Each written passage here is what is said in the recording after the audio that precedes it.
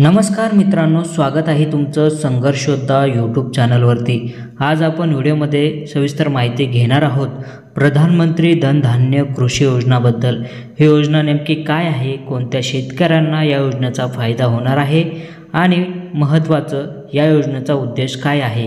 Video नक्की शेवटपर्यंत बघा, कारण यामध्ये आपण A to Z मुद्द्यासह चर्चा करणार आहोत। चला तर जाणून घेऊया योजनेची घोषणा आणि उद्देश। केंद्रातील मोदी सरकारच्या कॅबिनेटची नुकतीच प्रधानमंत्री धन धान्य कृषी योजना मंजूर केली आहे। या योजनेचे मुख्य उद्देश आहे ग्रामीण उपजीविकेला आधार देणे, तंत्रज्ञान चालित उपायाचा वापर करून शाश्वत आणि हवामान लवचिक शेतकऱ्यांना प्रोत्साहन देणे आणि शेती पद्धतीमध्ये आधुनिकीकरण करून शेतकऱ्यांना आर्थिक सुरक्षा देणे। त्यानंतर आहे योजनेचा कार्यक्षेत्र आणि लाभार्थी। या योजनेतून देशात अंदाजे 1.7 कोटी शेतकऱ्यांना थेट या योजनेचा लाभ होणार आहे। विशेष कमी उत्पादकता, मध्यम पीक तीव्रता आणि सरासरीपेक्षा कमी कर्ज उपलब्ध असलेल्या 100 जिल्ह्यांमध्ये योजनेचे प्राधान्य देण्यात येणार आहे। तर या योजनेअंतर्गत काय मिळणार आहे ते देखील जाणून घेऊया। शेतीतील नवनवी अवजारे, सिंचन सुविधा, साठवण क्षमता वाढवणे यासाठी मदत दिली जाणार आहे। तर यामध्ये या योजनेतून कोणाला फायदा होणार आहे, तर अल्पभूधारक आणि सीमांत शेतकरी त्यांच्या उत्पादन वाढवण्यासाठी आर्थिक मदत व आधुनिक तंत्रज्ञानाची गरज आहे। कृषी सहकारी संस्था आणि FPO जे बाजारपेठेमध्ये पोहोच वाढवतील व चांगल्या किमतीत देखील मिळवतील। कृषी तंत्रज्ञान स्टार्टअप जे नाविन्यपूर्ण उपाय विकसित करत आहे।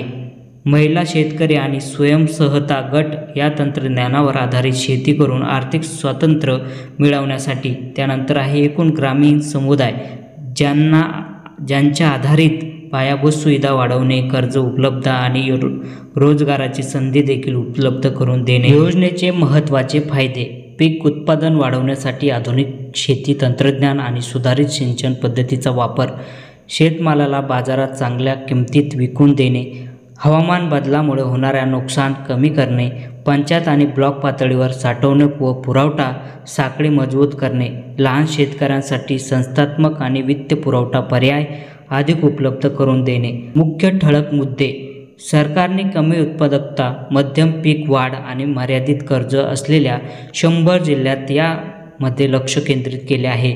1.7 कोटी शेतकऱ्यांना थेट लाभ होणार आहे।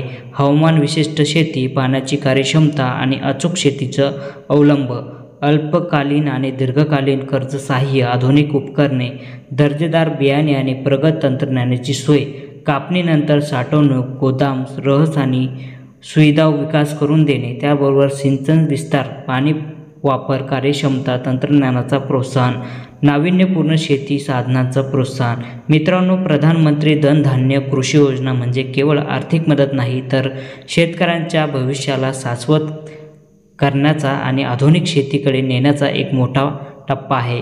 या योजनेमुळे लाखो शेतकऱ्यांना दिलासा मिळणार आहे आणि भारतीय कृषी क्षेत्राला नवीन दिशा मिळणार आहे। अशाच माहितीपूर्ण आणि सविस्तर विश्लेषणासाठी चॅनलला सबस्क्राईब करा, बेल आयकॉन प्रेस करा, जेणेकरून पुढील अपडेट तुम्हाला वेळोवेळी मिळतील।